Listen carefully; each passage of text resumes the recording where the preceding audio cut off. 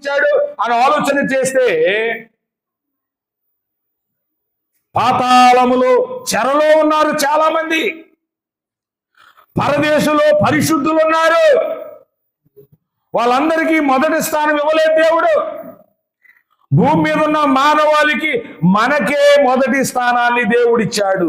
ఎందుకు అంటే దేవుడు లోకమును ఎంతో ప్రేమించి ఆయన తన అద్వితీయ కుమారుణ్ణి మొదటిగా మన యొద్దకు పంపి ఉన్నాడు.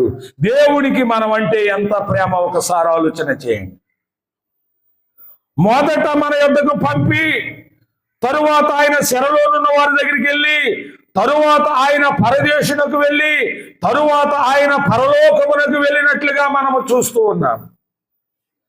దేవుడు మనకి మొదటి స్థానాన్ని ఇచ్చాడు కాబట్టి మనము కూడా దేవునికి మొదటి స్థానం ఇవ్వాలి.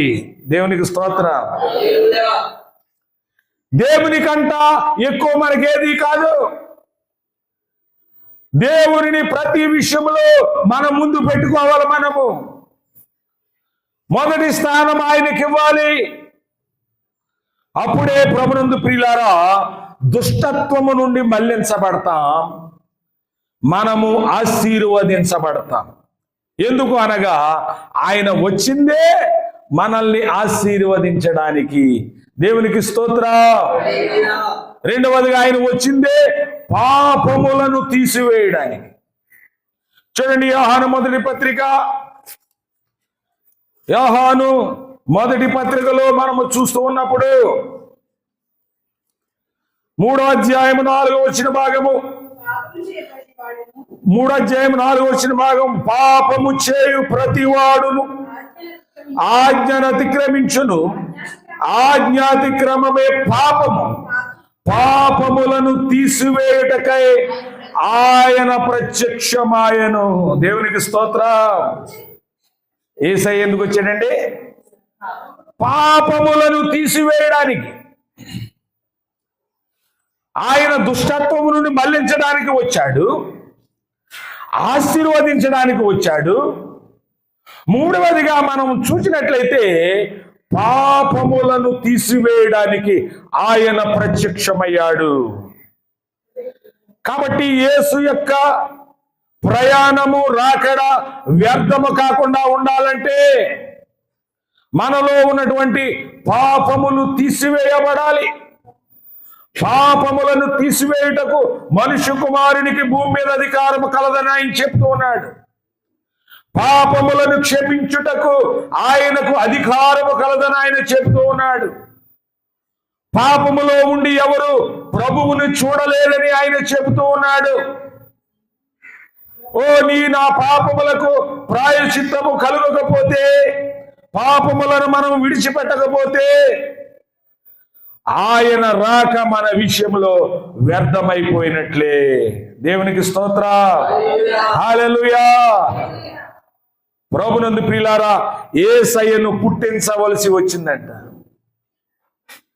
ఆయన తన సేవకుణ్ణి పుట్టించవలసి వచ్చిందంట. ఎందుకంటే ఇర్మియా గ్రంథంలో అంటాడు కదా, నేను దేశమును పాడు చేయకుండానట్లు, దేశమును పాడు చేయకుండానట్లు ప్రాకారములను దిట్టపరచుటకును, బద్దలైన బండ సందులలో నిలుచుటకును తగిన వాడెవడని నేను ఎంత వెలికినను ఒక్కడు కూడా నాకు కనబడలేదు. ఈ భూలోకమును పాడు చేయకుండా ఉండడానికి, దీన్ని కాపాడి విడిపించేవాడు ఎవడన్నా ఉన్నాడని భూమి మీద దేవుడు పరిశీలన చేస్తే ఒక్కడు కూడా ఆయనకు కనబడలేదంట. ఏ భేదమును లేదు, అందరూ పాపము చేసిన వారే.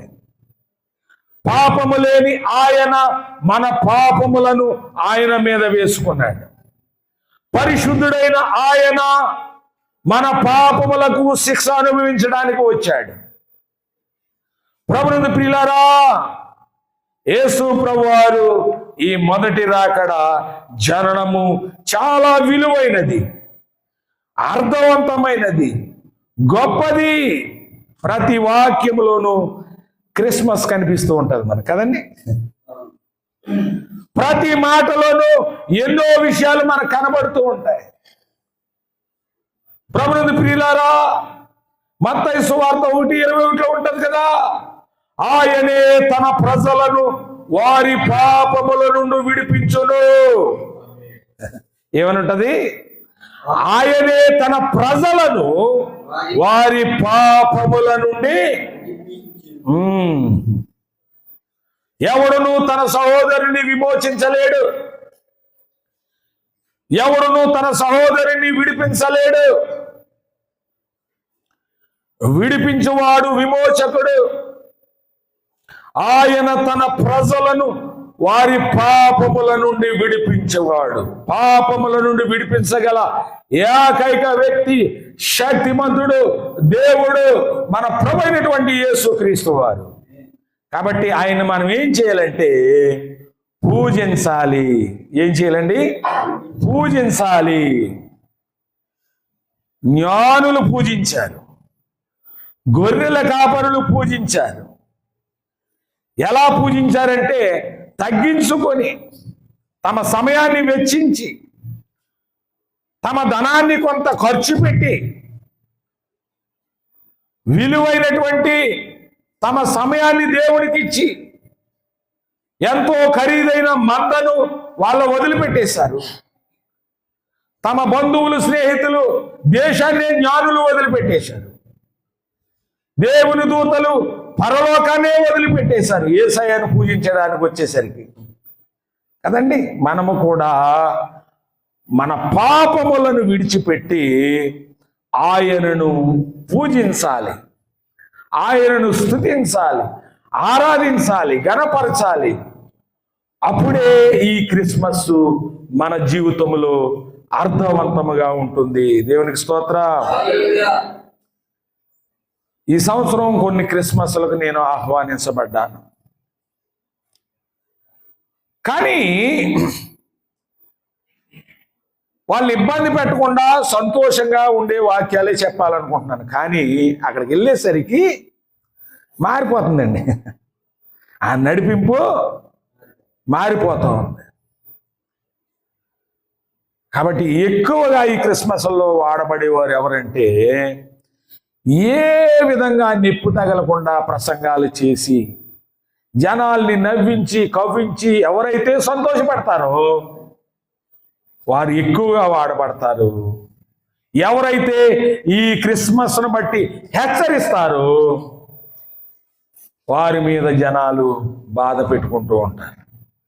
ఏది ఏమైనప్పటికీ యేసయ్యను దేవుడు పుట్టించాడంట. ఎవరి కోసం? మన కోసం.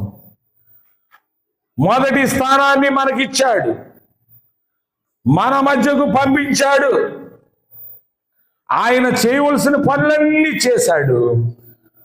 ఆ గొప్ప సందర్భాన్ని మనము తలపోసుకోవటమే, జ్ఞాపకం చేసుకోవటమే ఈ క్రిస్మస్ పండుగ. దేవునికి స్తోత్రం. హల్లెలూయా. ఈ క్రిస్మస్ పండుగ కాబట్టి దీనివల్ల చాలా మనకి లాభాలు చాలా మంది తెలియట్లేదు. ఒకటి లాభం ఏంటి? దుష్టత్వం నుండి మళ్లించబడాలి. అలా మళ్లించబడితేనే ఆయన మనలను ఆశీర్వదిస్తాడు. రెండవదిగా, మూడవదిగా పాపములను తీసివేస్తాడు. మనం యోహాను పత్రికలో చదువు. మూడవదిగా ఏం చేస్తాడు? పాపములను తీసివేస్తాడు. కాబట్టి ప్రభునందు ప్రియమైనటువంటి దేవుని సంగమా, ఈ సమయంలో ఈ ప్రభు వచ్చినటువంటి ఈ యొక్క సందర్భాన్ని మరింత వివరముగా మీరు తెలుసుకుని ప్రభువును ఆరాధించి ఘనపరిచి నిజమైన ఆరాధికులుగా ఉంటారని, మారతారని నేను తెలియజేస్తూ నా మాటలు ముగిస్తున్నాను. దేవుడి మాటలు మన వెనుకడిలో దీవించునుగాక.